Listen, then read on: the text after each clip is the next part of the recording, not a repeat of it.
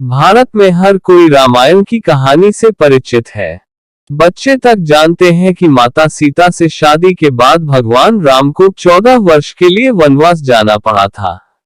इस दौरान लंका के राजा रावण ने सीता माता का हरण कर लिया था और कुछ दिनों के लिए उन्हें अपनी अशोक वाटिका में रखा था।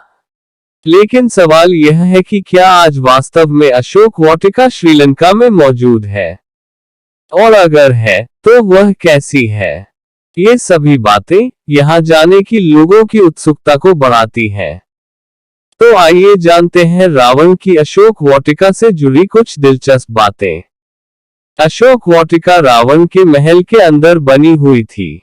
सीता जिस अशोक के पेड़ के नीचे बैठती थी, वह जगह आज भी सीता एलिया के नाम से प्रसिद्ध है। श्रीलंका सरकार की एक रिसर्च कमेटी की एक रिसर्च में पता चला है कि सीता एलिया ही अशोक वाटिका है। यह आज भी वैसी है जैसे उस समय हुआ करती थी। यह सभी जानते हैं कि भगवान राम के आदेश पर हनुमान जी सीता माता को ढूंढने लंका गए थे। उन्होंने सीता माता को भगवान राम की अंगूठी फेंकी, जिससे उन्हें अंदाजा हुआ कि हनुमान को भगवान राम ने ही भेजा है। आपको जानकर हैरत होगी कि श्रीलंका में आज भी वह जगह मौजूद है जहां पर हनुमान जी के पैरों के निशान पाए जाते हैं। उनके पैर जिस जिस चट्टान पर पड़े, वहां पैर के आकार के गड्ढे बन गए हैं। इन निशानों को आज भी देखा जा सकता है। पुरातत्व विभाग को श्रीलंका में एक ऐसा महल मिला है जो रामायण काल का माना जाता है।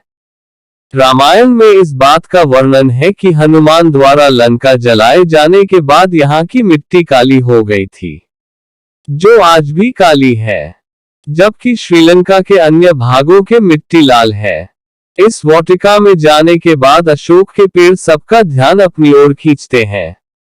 माना जाता है कि जब इसका पत्ता हाथ में होता है तो व्यक्ति को पूरे शरीर में चैतन्य का प्रवाह महसूस होता है।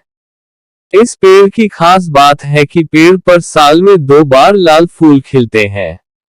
इसे सीता फूल कहा जाता है।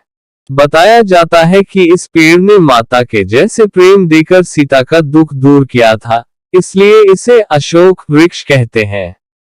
सीता एलिया गांव में सीता नदी के किनारे पहाड़ पर स्थित अशोक वाटिका का रास्ता काफी कठिन है।